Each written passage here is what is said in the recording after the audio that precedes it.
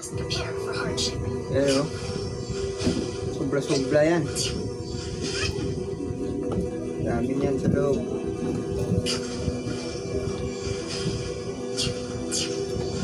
Pang isang koloni na to. You can see the lions are beginning to wake up. So we must wait here for the system. In about 15 minutes, it's going on.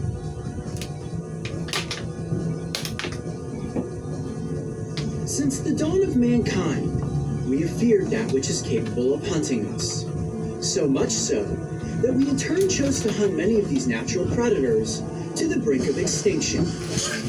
The lion is no exception. Today our mindset has changed, and fear has been replaced with love and protection for these incredible beasts. Several hours after the vet procedure had concluded, we returned to the hilltop and checked in on the pride. Our hope was that they would still be in the area, allowing us to get a final glimpse of these beautiful cats.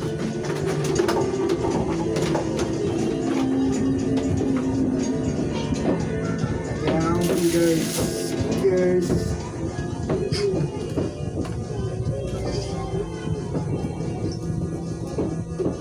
Sama na dito, ano? Mix size.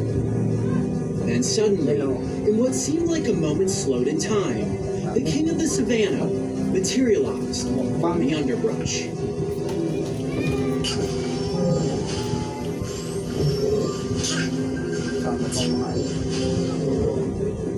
He stepped into the golden glow of the setting sun and moved with an elegance that defined him as the ruler of this land.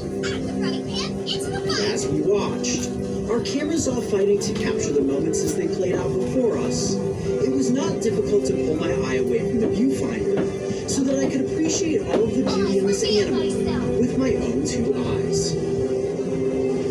I know that I will never forget my time spent alongside that sleeping giant, my fingers placed upon its massive teeth, the moment it woke back from its slumber, and the sight as it strolled along through the flowing grasses, staking claim as king of the savannah. If you enjoyed this encounter, make sure to go back and watch as we get the cameras up close with some of the planet's most fascinating animals. And don't forget, subscribe and click the notification bell so you can join me and the crew on our next wild adventure.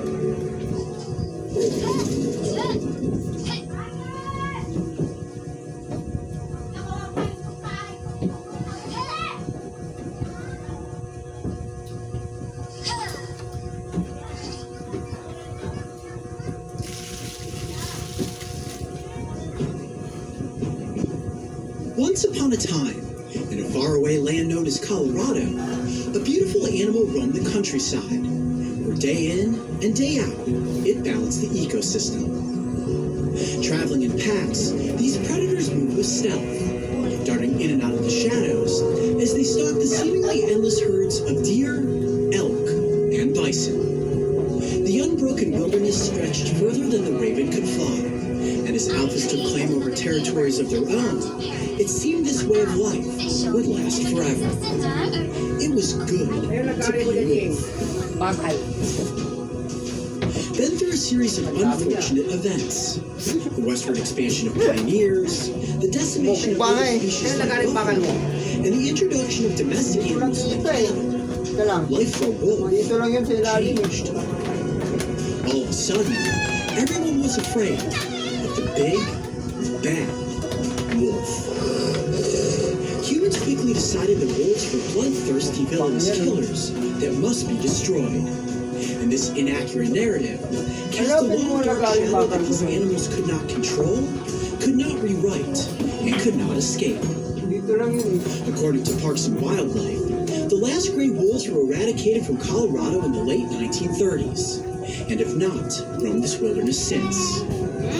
Today is a new day, and with our help, that is going to change.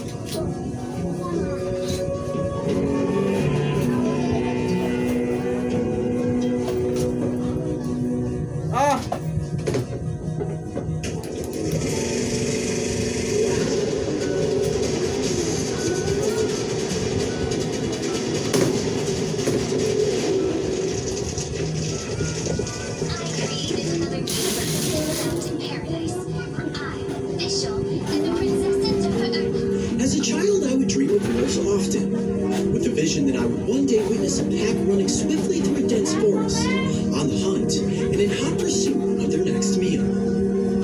It's a dream that is yet to come true, and for many years, the Brave Wilderness team and I have been trying to capture a meaningful episode that centers around the plight of these incredible canids. I do worry about the well-being of my rescue during my The Colorado Wolf and Wildlife Center is located roughly 2 hours outside of Denver. All of their animals are rescues, and their mission is to educate the public about the ecological importance of wolves, coyotes, and foxes. I'm really excited. This is going to be the first time in my life that I've entered an enclosure with wolves. I'm going to get to meet the wolves at some point, and then the ultimate payoff will be us actually feeding some of the wolves a deer carcass. Several days ago, Darlene and her team acquired a deer that was hit by a car. We're going to get the chance to place that carcass in an enclosure, enter it, and watch and film these wolves actually do what it is that they do. Wolves eating. This is going to be an epic day.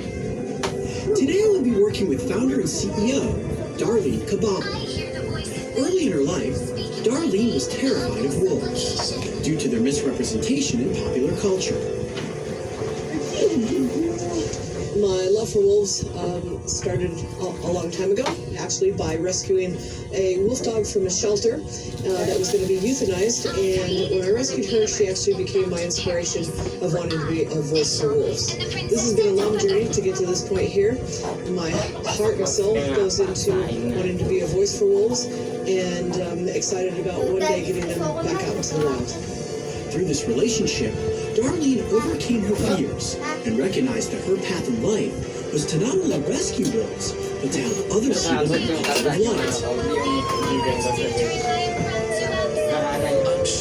My goal is to do the same. I have no fear of wolves. I'm genuinely excited to work with these animals, and I definitely want to make a good first impression. To prepare for this moment, Darlene suggested that I get to know some of the center's other ambassadors. So in the days leading up to my wolf encounter, I was given the chance to work with a pair of red foxes, where I witnessed their clever tactics for outwitting a human. Hi, how are you? Look at this! The same cleverness that would be exemplified by a wolf. That's cool, I right? hear the voice of fate, All right, there we go. You got speaking my Let's see name that. in humble supplication. Look, we got the glove back. I got it. After that, Darlene introduced me to a coyote. Posturing and tone played a crucial role in deciding an animal's acceptance of humans. And in just a matter of minutes, I was able to earn the coyote's trust. This is amazing. Amazing. I thought it was going to take so much longer for him to get comfortable. He must know that I'm one of his friendly cousins. This was a huge step for me and demonstrates that even a timid animal felt comfortable in my presence. By successfully interacting with these smaller canids, Darlene is now confident that I am ready to advance to the next level, entering an enclosure with wolves.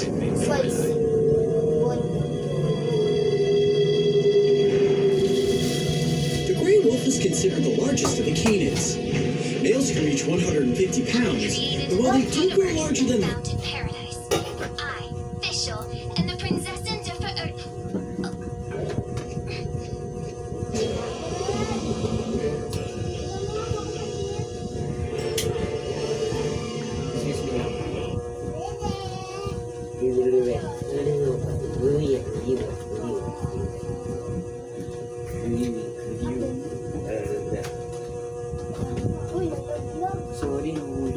I hear the voice of fate, speaking my name in humble supplication.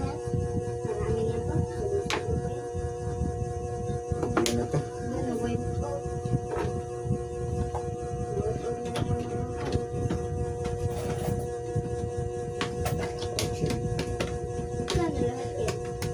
$600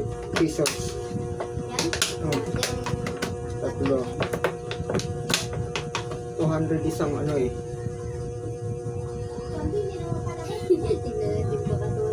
Sir, ba't 200 ba to, sir? Tangina, pag hindi pa siya masiyahan yan, pakain ko sa kanya. Tangina, sisi ka pa niyan. Gusto niya. Tangina, pakain ko sa yan eh. Sir, konti lang ah. Gago, bilangin mo nga. Pero, para ka nung nasa ano binilang yung ano 5,000 pieces daw Binilang daw niya, 1.8 lang Kagi pa, charger mo nabasa. Pwede ba ako naman? Excuse me,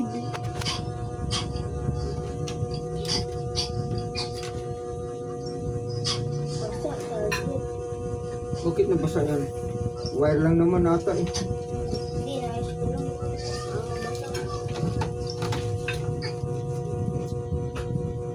Ayun, basa kasi hindi. Ako nga ito. Papa-goods loads yan ito. Goods loads? Lumak, abatan mo ako basahan. Basahan lang. Basang-basa dito. I can get used to this.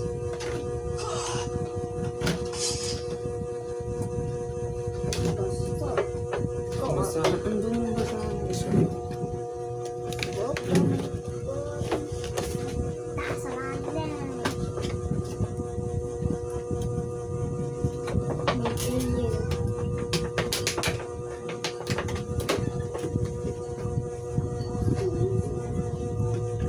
Saan yung basahan dito? Yung basahan din ka ganina Iyan mo sa lapag. Yan na lang. Yan na lang. Yan na lang. Yan.